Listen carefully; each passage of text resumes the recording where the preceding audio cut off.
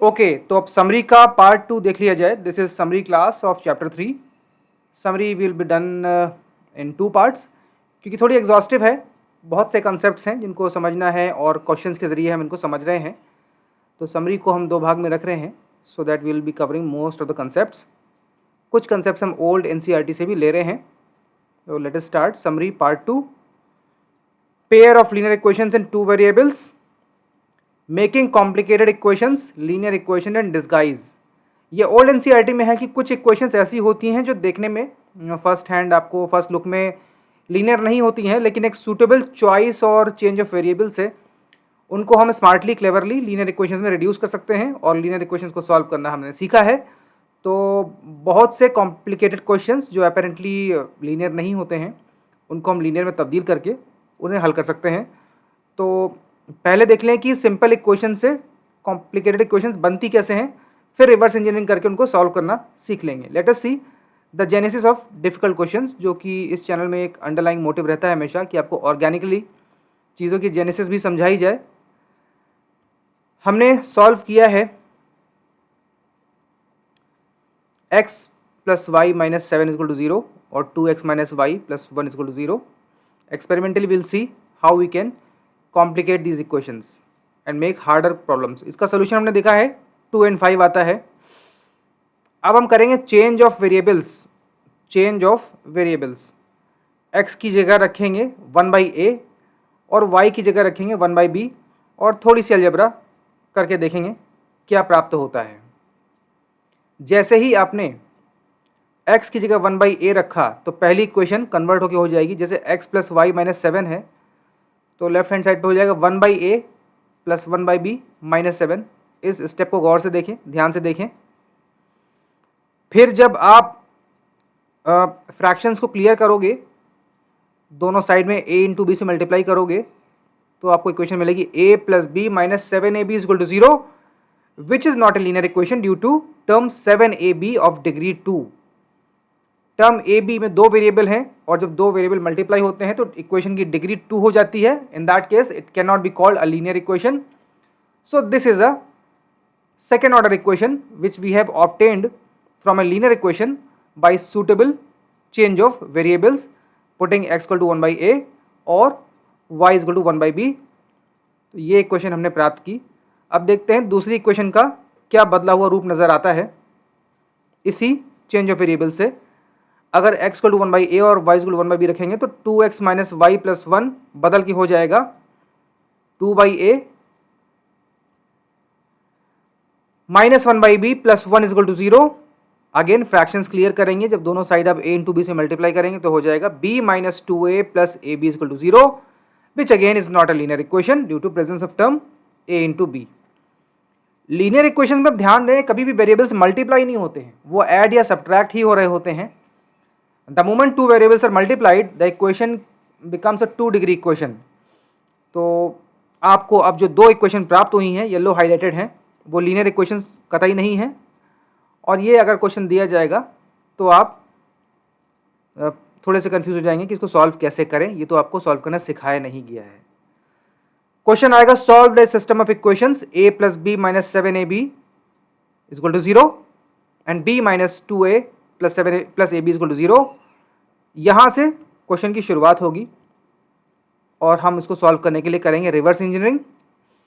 Step 1, put a is equal to 1/x and b is equal to 1/y to obtain या unmask जो linear equation इनके बीच में छुपी बैठी है, छद्मावरण पहने कैमोफ्लेज, उसको अनमास्क किया डिस्कवर करने के लिए we will again do the reverse engineering. a is equal to 1/x रखेंगे और b is equal to 1/y रखेंगे। Then we will get the linear equations as these. क्योंकि यहीं से हमने शुरुआत की थी तो बाद में रिवर्स करके इनको हम प्राप्त कर सकते हैं।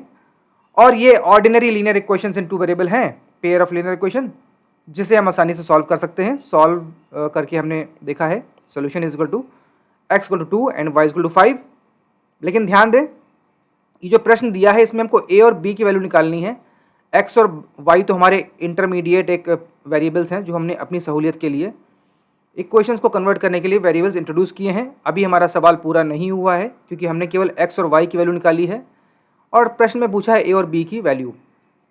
What will do?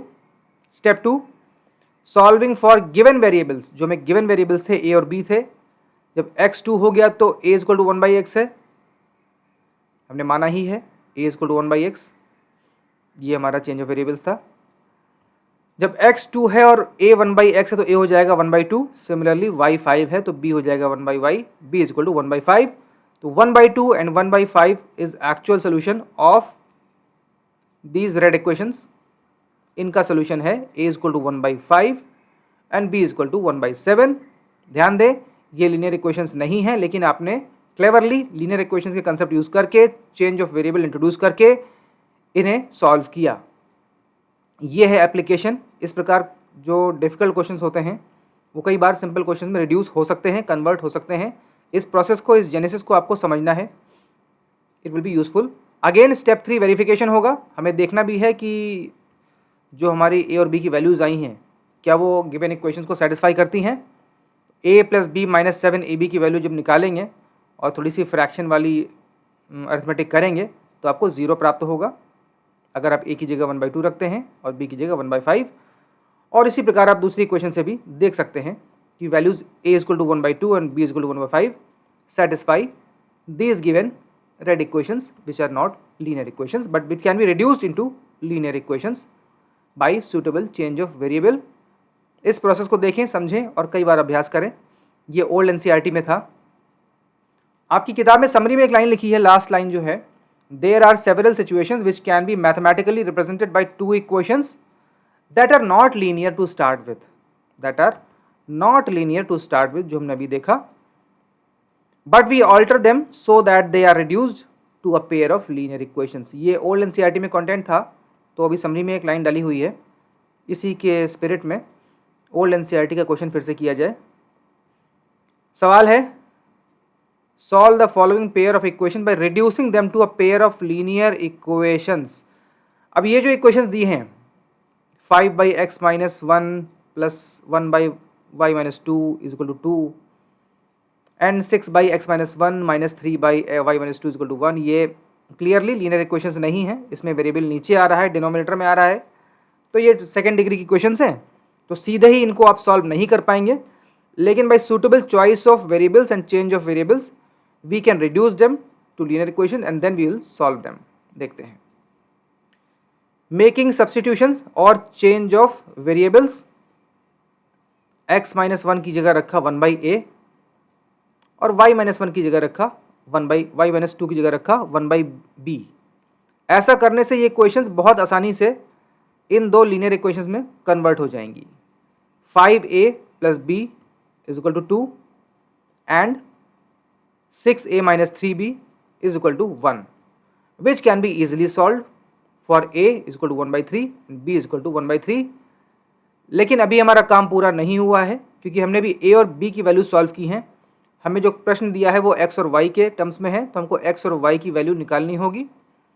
उसके लिए हम अपनी जो चेंज ऑफ वेरिएबल वाली सब्स्टिट्यूशन का इस्तेमाल करेंगे। a 1/3 है तो x-1 हो गया 1/3 और x-1 हो गया 1/1/3 दैट इज 3। लेट अस सी, हाँ, solving for given variables x and y। x-1 हमने मान लिया है 1/a है और a की वैल्यू 1/3 है, तो रेसिप्रोकल ऑफ रेसिप्रोकल लेंगे, x-1 आ जाएगा 3 which gives x equal to 4। Similarly y-2 हमने माना है 1/b again which will be 3 and y will become 5। तो now at this stage step 2 में हमने x और y के लिए इस इक्वेशन को सॉल्व किया which was the desired solution। and step 3 we will do verification always so as to doubly check कि जो हमने आंसर प्राप्त किया है वो सवाल को सेटिस्फाई करता भी है कि नहीं।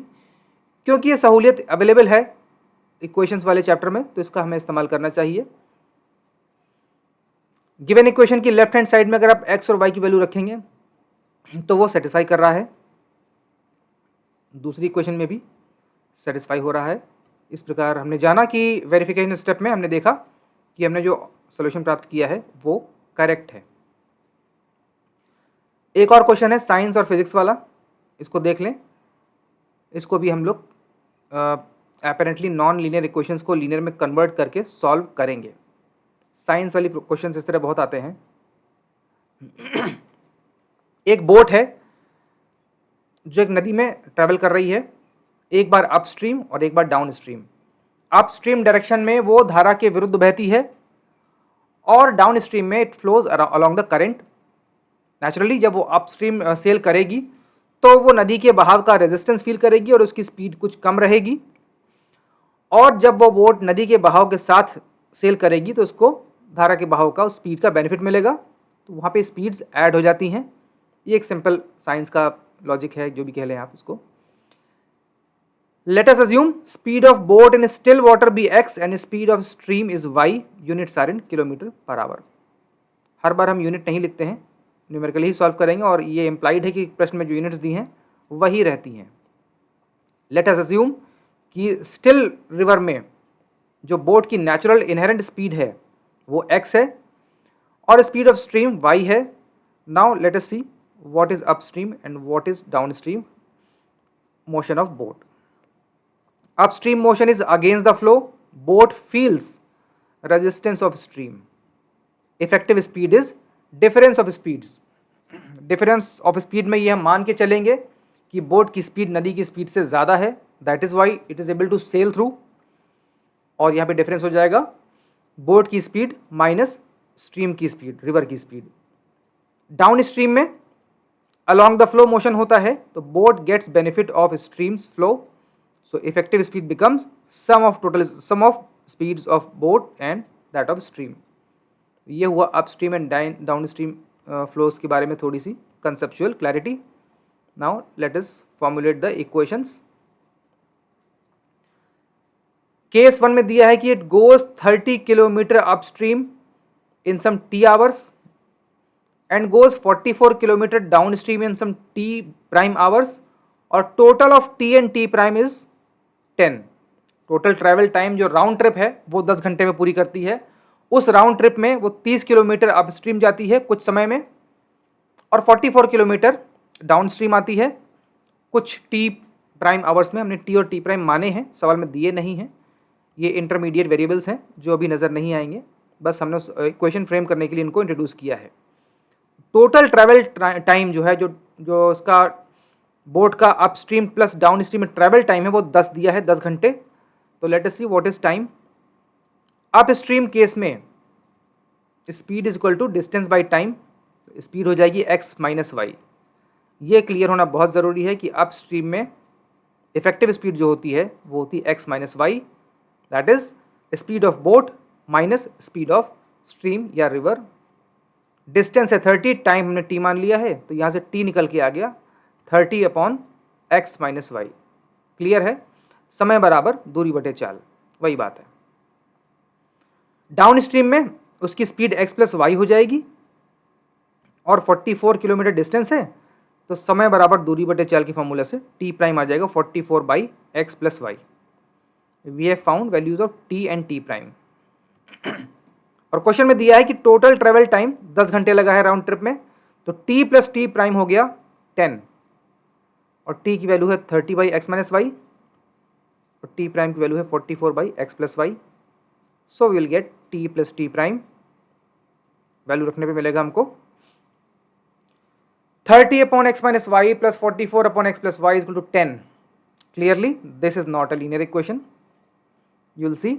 अगर आप इसको मल्टीप्लाई करें, डिनोमिनेटर्स क्लियर करें और फ्रैक्शन क्लियर करके लिखें, तो ये एक सेकेंड डिग्री की इक्वेशन होगी और हमें इसको लीनियर में कन्वर्ट करना है। देखते हैं दूसरी कंडीशन क्या कहती है,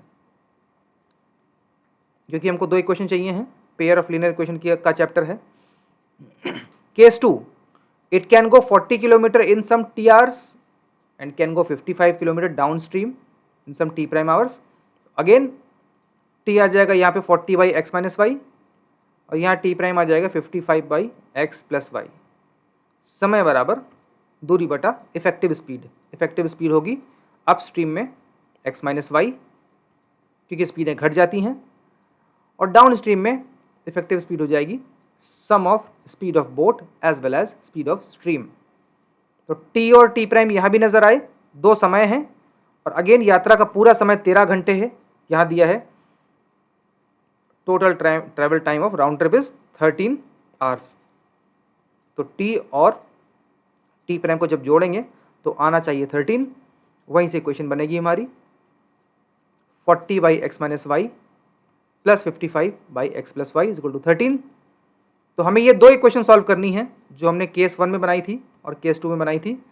the question boils down solving these two equations which are clearly non linear equations. 30 by x minus y plus 44 by x plus y is equal to 10 and 40 by x minus y plus 55 by x plus y is equal to 13. These two are non-linear equations but we'll solve them by change of variables, जो technique हमने भी सीखी है। These equations can be reduced to linear equations in two variables. How we will reduce? Change of variables, put x minus y is equal to 1 by a and x plus y is equal to 1 by b. Change of variable जैसा हमने पिछले question में किया था वही करने पर ये इक्वेशन रिड्यूस हो जाएंगी। तो रिड्यूस्ड इक्वेशंस आर बहुत सिंपल है, 30a plus 44b is equal to 10, 40a plus 55b is equal to 13।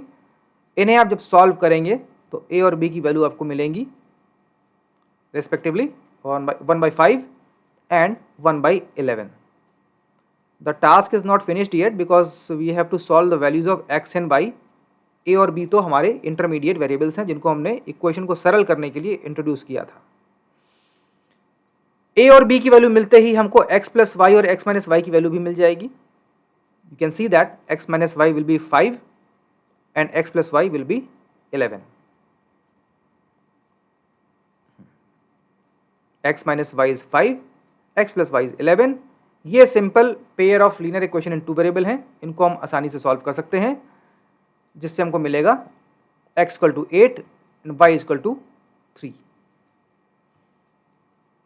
Hence the speed of boat in still water is 8 km per hour and speed of stream is 3 km per hour। यही हमारा question पूछता है। तो हमने यहाँ भी reduction method का इस्तेमाल करके उस नॉन लीनियर इक्वेशन को, पहले हमने इक्वेशन फ्रेम की, इक्वेशन फॉर्मुलेट करना ही असली स्टेप है, असली फाउंडेशन वर्क वही है। और इक्वेशन फॉर्मुलेट करने के लिए आपको जो सवाल में इवेंट बताई है, जो फिनोमेनन बताया, उसकी क्लियर मैथमेटिकल अंडरस्टैंडिंग होना बहुत ज़रूरी है। और of course in the first place आपको सवाल को ठीक से पढ़ना भी है और कॉम्प्रिहेंड भी करना है, अदरवाइज फाउंडेशन ही कमज़ोर हो जाएगी तो सवाल गलत सॉल्व होगा। आप इक्वेशन सॉल्व करने में कितने भी दक्ष क्यों ना हो, अगर आपने इक्वेशन की फॉर्मुलेशन ही गलत की है तो आपका सवाल गलत हो जाएगा, क्योंकि आपने शुरुआत से ही गलत इक्वेशंस फॉर्मुलेट किए हैं। फिर उनका सही सोल्यूशन करने से भी कुछ खास हासिल नहीं होगा, आपका आंसर गलत हो सकता है। तो पहले आप क्वेश्चन को समझें, उसमें जो इवेंट या जो डायनेमिक्स समझाई है, जो फिनोमेनन दिया है, उसको मैथमेटिकली इक्वेशन में फॉर्मुलेट करें और उसके बाद ही इक्वेशन सॉल्व करने की हुनर दिखाएं। अपस्ट्रीम एंड डाउनस्ट्रीम मोशन वाले क्वेश्चन बहुत बनते हैं, MCQs बहुत बनते हैं कॉम्पिटिटिव एग्जाम्स में। तो इस क्वेश्चन के ज़रिए आप ये कंसेप्ट ठीक से समझ लें और कई बार अभ्यास करें इस तरह के प्रश्नों का। थोड़ा सा लेंथी क्वेश्चन है, ओल्ड NCERT में था, अभी नहीं है, बट ठीक है, कभी ना कभी तो आगे आएगा ही आएगा। मैथ्स में नहीं तो साइंस में आ जाएगा। Okay, we have solved this question also.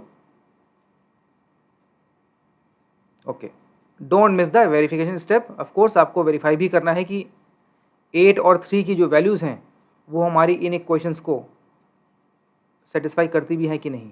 जो इक्वेशंस हैं उसमें 8 और 3 रख के देखिए क्या वो आ रहा है सही आंसर।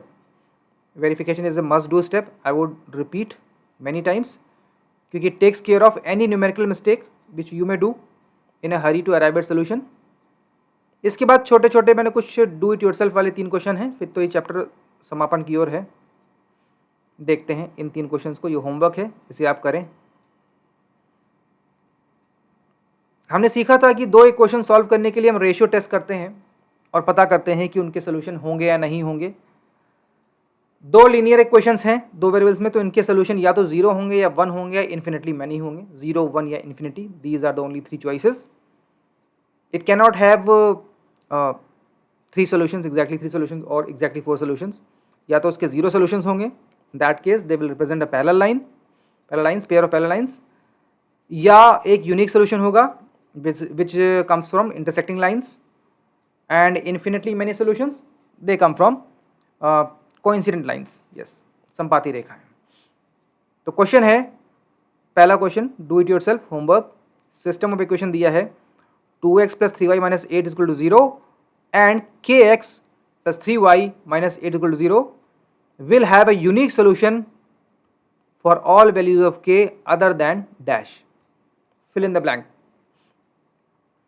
इस सिस्टम ऑफ इक्वेशन का यूनिक सोल्यूशन होगा तो k की कौन कौन सी वैल्यूज परमिटेड हैं, या for all values of k other than, कोई एक नंबर ऐसा है जो अगर k को असाइन कर दिया जाए तो इस सिस्टम का यूनिक सोल्यूशन नहीं हो सकता। आपको ढूंढना है वो नंबर k कौन सा है। Refer ratio test. आंसर बता देता हूँ, आंसर इज 2। कैसे होगा, इसको आपको रेशियो टेस्ट द्वारा करें। क्वेश्चन 2 है, if k is a natural number then equations will always have a unique solution. True false, true false. x + 3y - 8 = 0 and k + 1 times x + 3y - 8 = 0, k is a natural number, then equations will always have a unique solution। Check कीजिए, कुछ natural numbers लेके देखिए, फिर ratio test कीजिए। Let us see आप क्या प्राप्त करते हैं। ये भी एक छोटा सा क्वेश्चन है।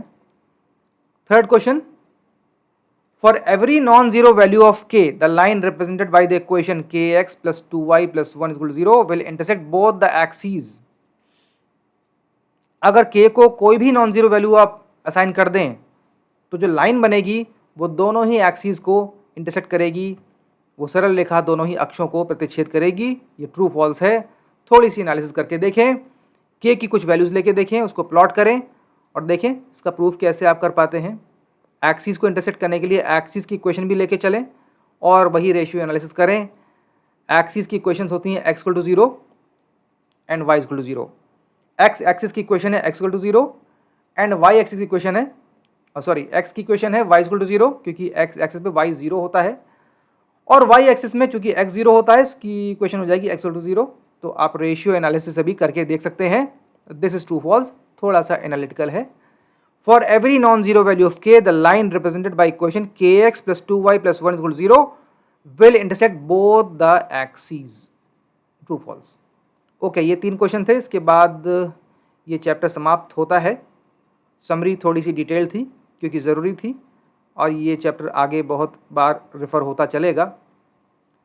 अभी इसमें एक एप्लीकेशन आता है, आगे इसको देखेंगे। Application of linear equations in is very useful in division of polynomials. हमने पॉलिनोमियल्स की भी समरी क्लास नहीं किया है, that is with the purpose. और क्वाड्रेटिक इक्वेशन करने के बाद पॉलिनोमियल्स पे एक क्लास और होगा। Polynomials will resurface after doing the quadratic equations, so there will see application of linear equations is very useful in division of polynomials, to be continued. ये आगे देखा जाएगा। ये क्लास और ये चैप्टर यहाँ समाप्त होता है। अगला क्लास शायद क्वाड्रेटिक इक्वेशन चैप्टर 4 है और क्वाड्रेटिक इक्वेशन के साथ high school begins, I can say. अभी तक आपने जो 3 चैप्टर पढ़े हैं, रियल नंबर्स, पॉलिनोमियल्स और लीनियर इक्वेशंस, ये क्लास 9th में भी थे। क्वाड्रेटिक इक्वेशन आपने आज से पहले कभी नहीं पढ़ा है, वो कक्षा 10 में पहली बार आता है। तो आई कैन से the chapter of high school quadratic equation होगा। बहुत इंटरेस्टिंग और बहुत यूनिवर्सली एप्लीकेबल चैप्टर है। एंड हाई स्कूल बेगिन्स, उसके बाद हम लोग फिर से एक बार लीनियर इक्वेशन ऑफ पॉलिनोमियल्स को रिविजिट करेंगे क्योंकि that will be make more sense. एक बार हम क्वाड्रेटिक पढ़ लें, फिर पॉलिनोमियल्स की कुछ और चीज़ें रह गई जो मैंने जानबूझ के भी रोक ली हैं, इसीलिए पॉलिनोमियल का समरी क्लास नहीं हुआ है। Okay, this class is over.